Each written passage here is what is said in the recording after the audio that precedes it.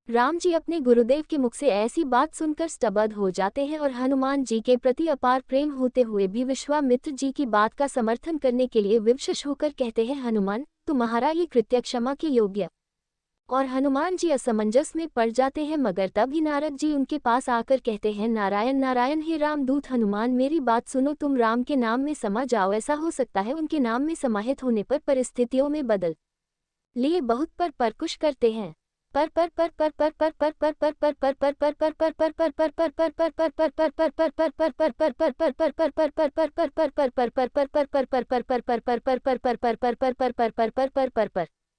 मेरे सभी बाण क्यों निष्क्रिय हो रहे हैं? हनुमान आंखें बंद करके लगातार राम नाम का जाप कर रहे थे। राम अपनी सभी शक्तियों का प्रयोग करके थक गया, लेकिन हनुमान का बाल भी बांका नहीं कर पाए। राम आश्चर्यचकित होकर कहते हैं, जैसे ही ब्रह्मास्त्र का प्रयोग होता है, तीनों लोकों में हाहाकार मच जाता है। जमीन से ज्वालामुखी फूट पड़ते हैं, सागर में ऊंची लहरें उठती हैं, पर्वत गिरने लगते हैं, जंगल में आग लग जाती है, सभी प्राणी अपनी जान बचान। राम नाम हनुमान के लिए सुरक्षा कवच का काम करता है।